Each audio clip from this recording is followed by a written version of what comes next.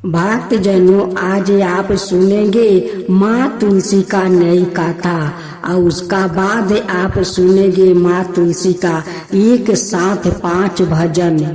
किसी गांव में एक परिवार था। उस परिवार में 5 जेठानी देवरानी थी, एक साथ रहती थी।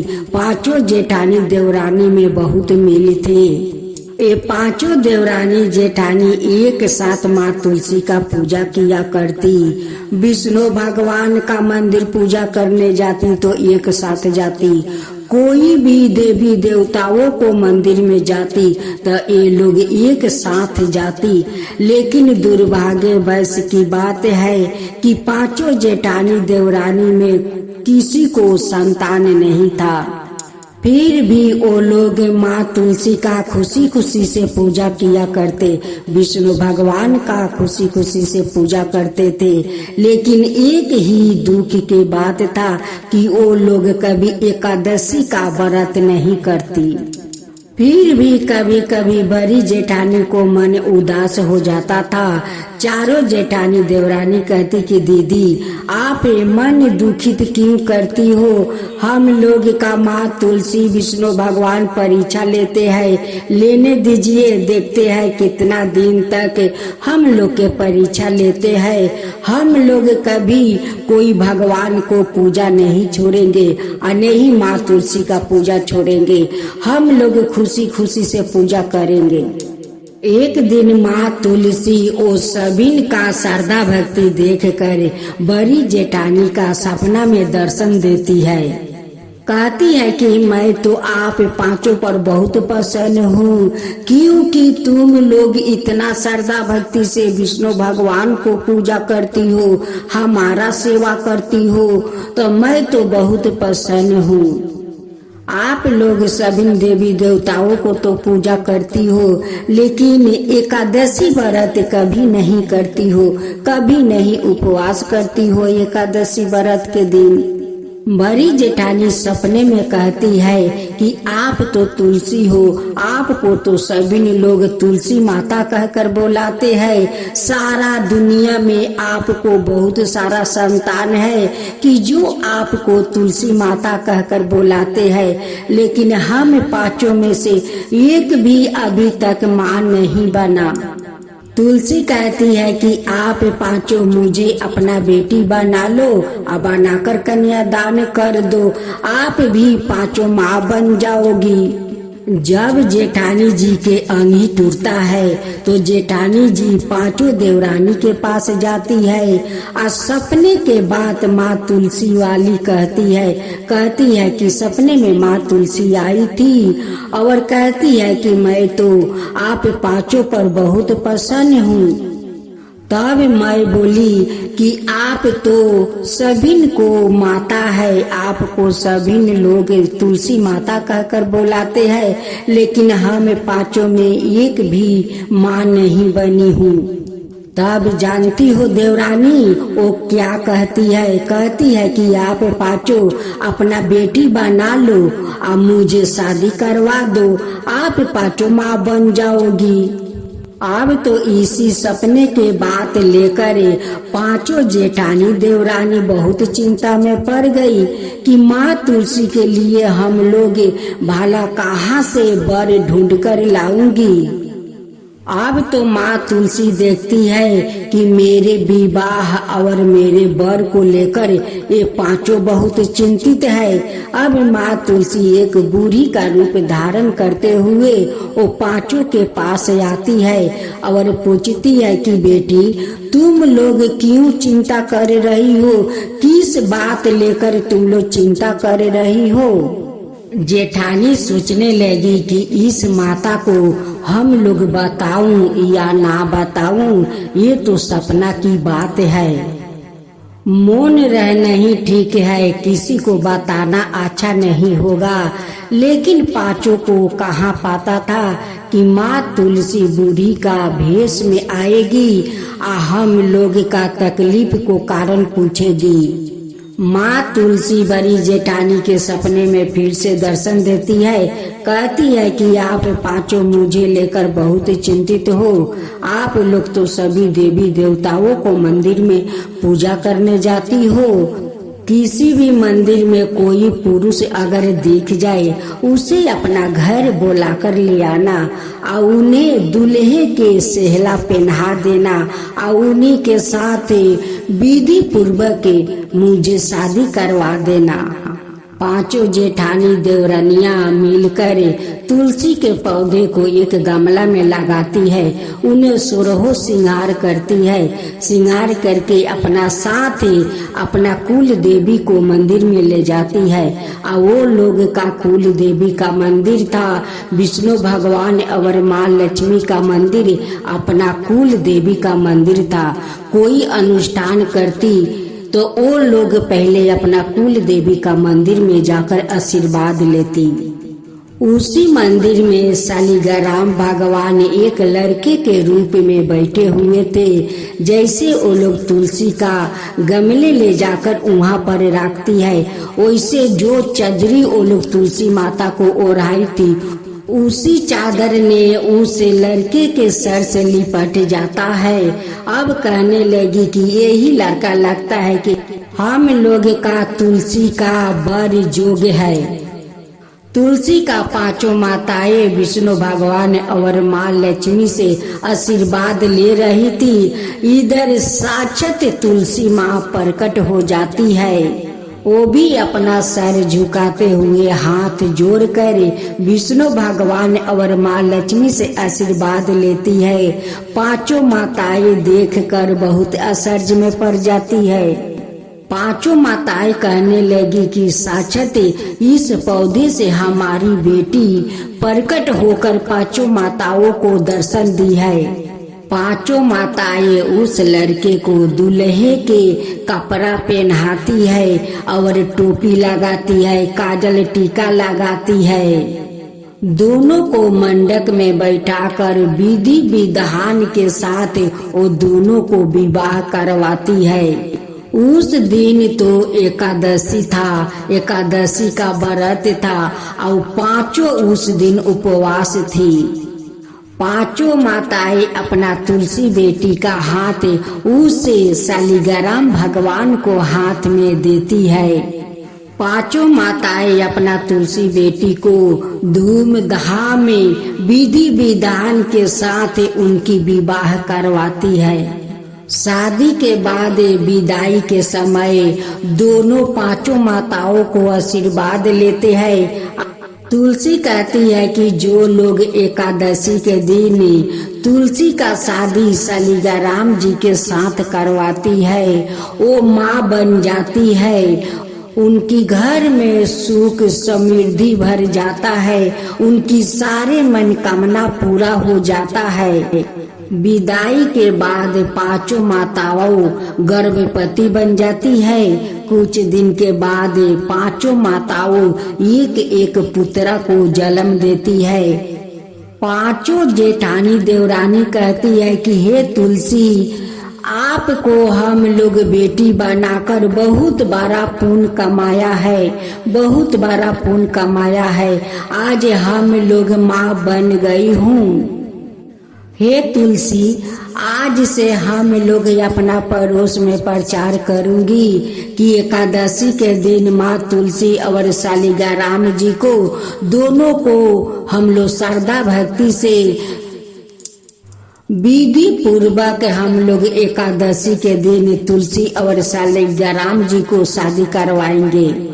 हे माँ तुलसी, जैसे आप पुत्री बनकर हम लोग के पास आई, हम लोग आपको विवाह करवाई और हम लोग का सौभाग्य मिला माँ बनने को। वैसे ही सबका सौभाग्य दीजिए हे माँ तुलसी, सब लोग माँ बने, सब लोग का घर में अन्न धन भरे, सब पर अपना कृपा बनाए रखिए हे माँ तुलसी। जो आपका काका कहे, जो सुने, जो हुंकर भरे, उन सब का ऊपर कृपा कीजिए, उन सब का ऊपर कृपा कीजिए। माँ तुलसी की जय हो, माँ तुलसी की जय हो।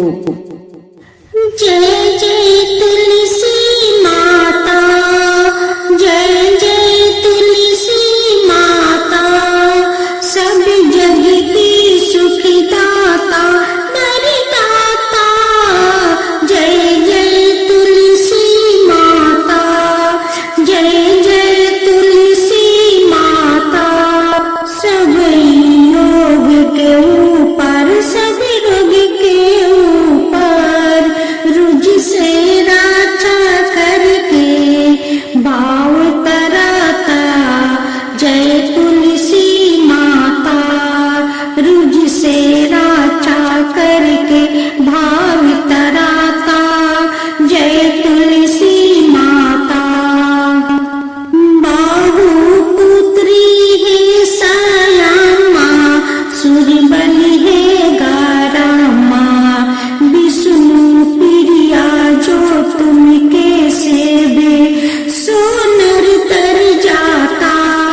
जय जय जय तुलसी माता, जय जय जय तुलसी माता। हरि कैसी सदी राजते, त्रिभुवन से हो बनती थी, पतिति जनों की तारानी तुम्हें हो भी खाता। जय जय तुलसी माता, जय जय तुलसी माता।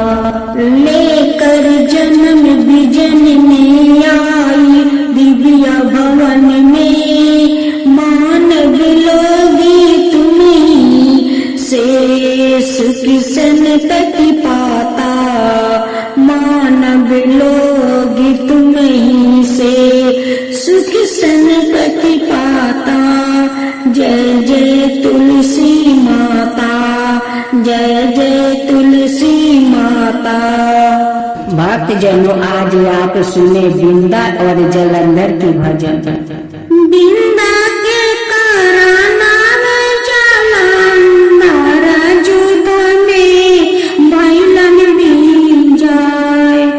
बिंदा के कराना जलंधर जुग में बैलन बीन जाए। जलंधर के हंकारावा देवा लोग भाईलन परसान। जलंधर के हंकारावा देवा लोग भाईलन परेशान। भागल जालन देवा लोग महादेवा जी के पास। भागल जालन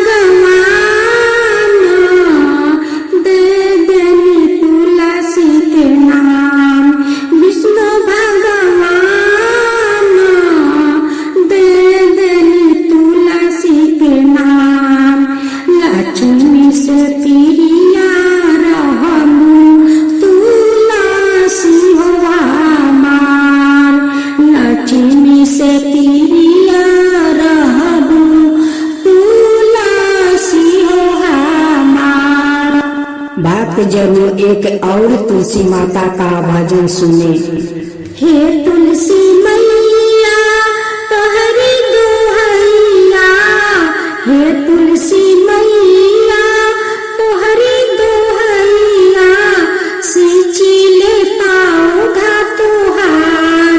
हे तुलसी मैया सिंचिले पाओघा तोहार, हे तुलसी मैया सिंचिले पाओघा तोहार।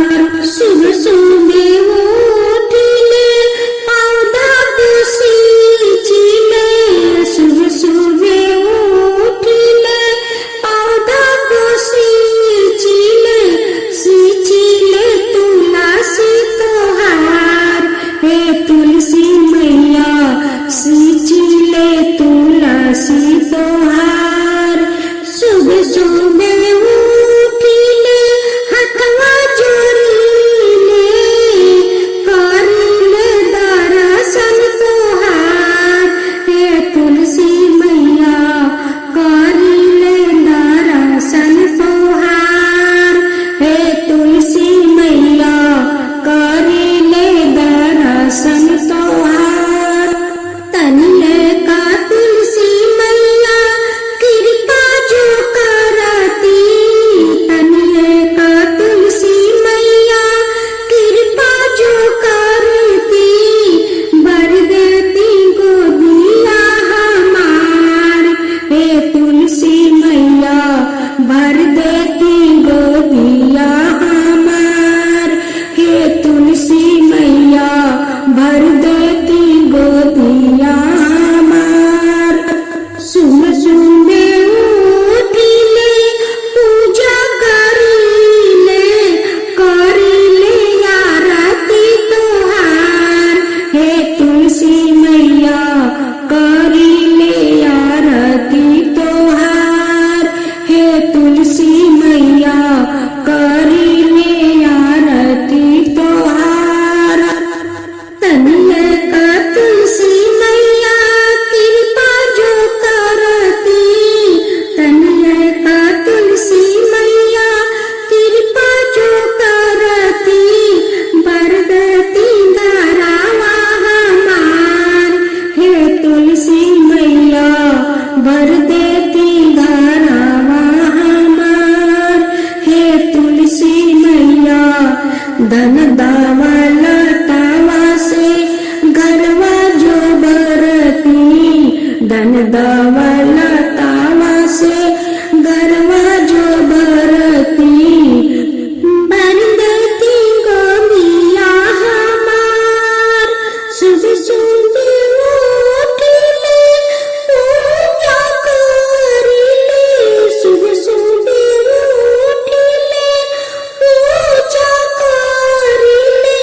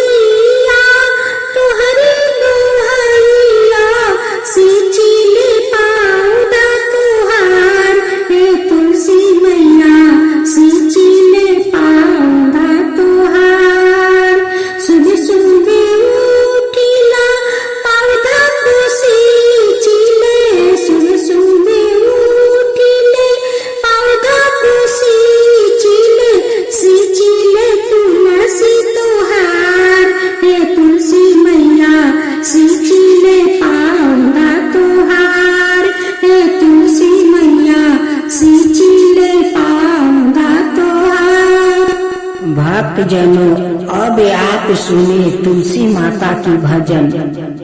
गंगा किनारे मोरा गाँव हो, घरे पहुँचा दा तुलसी मैया। गंगा किनारे मोरा गाँव हो, घरे पहुँचा दा तुलसी मैया। घर पहुँचा दा मोहे माई से मिलाना। घर पहुँचा दा मोहे माई से मिलाना। अंगना में तुलसी के छाँव हो, घर पहुँचा दा तुलसी मैया। अंगना में तुलसी के छाँव हो, घर पहुँचा दा तुलसी मैया। मोरा गाँव बंसी मामा गढ़ले मुरतिया। मोरा गाँव बंसी मामा गढ़ले मुरतिया। गंगू चाचा उठिया गोरिया मरुदिया। आम के बगीचावा में लागी सतोलिया। आम के बगीचावा में लागी सतोलिया। ओही रे पजरिया में विष्णु के मंदिरिया। ओही रे पंजरावा में विष्णु के मंदिरावा। जानी ले काये कथा हो, घरे पहुँचा दा तुलसी मैया। जानी लाये काये कथा हो, घरे पहुँचा दा तुलसी मैया।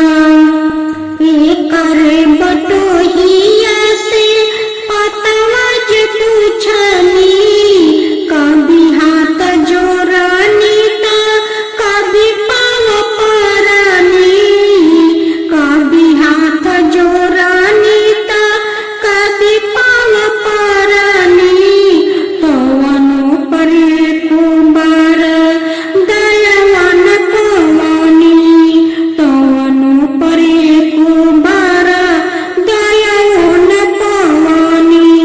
आंसुआ के अपने हाथवा से पोछनी।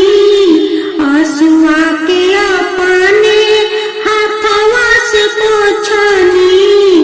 डोले भावारावा में नाव हो, घर पहुँचा दा तुलसी मैया। डोले भावारावा में नाव हो, घर पहुँचा दा तुलसी मैया। गंगा किनारे मोरा गाँव हो, घर पहुँचा दा तुलसी मैया। हम तना दान बानी लड़का ठहरानी। हम तना दान बानी लड़का ठहरानी। खोजता खोजता हम रहिया भुलाइनी। खोजता खोजता हम रहिया भुलाइनी। आतना जतन करके घर न पहुँचनी। आतना जतन करके घर न पहुँचनी। तोहरे असरवा मैया हमहू लगवानी। तोहरे असरवा मैया हमहू लगवानी। अब तक गोदिया उठाला अपने छाँव हो। गोदिया उठाला अपना छाँव हो, घर पहुँचा दा तुलसी मैया। गोदिया उठाला अपना छाँव हो, घर पहुँचा दा तुलसी मैया। गंगा गंगा किनारे मोरे गाँव हो, घर चौपादा तुलसी मैया। गंगा किनारे मोरे गाँव हो, घर चौपादा तुलसी मैया। ननद भाभी मिलकर दोनों माँ तुलसी का पूजा करती है। अभी भाभी को कोई संतान नहीं हुआ था। ननद माँ तुलसी से भतीजा मांगती है कि एक भतीजा दे दो। भक्त जनों, अब आप सुने दूसरा तुलसी भजन। सदियों पुरानी तुलसी महारानी, सदियों पुरानी तुलसी महारानी, अंगना में आई हमार तुलसी, अंगना में आई हमार तुलसी। बगिया से चुन चुन फूलवा ले आई बा, बगिया से चुन चुन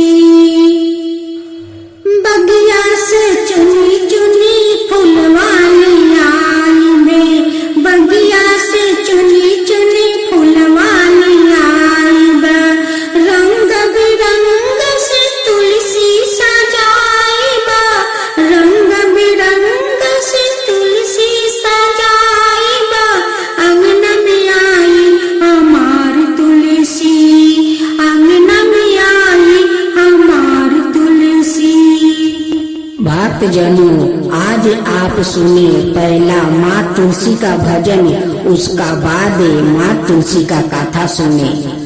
सावर सावर तू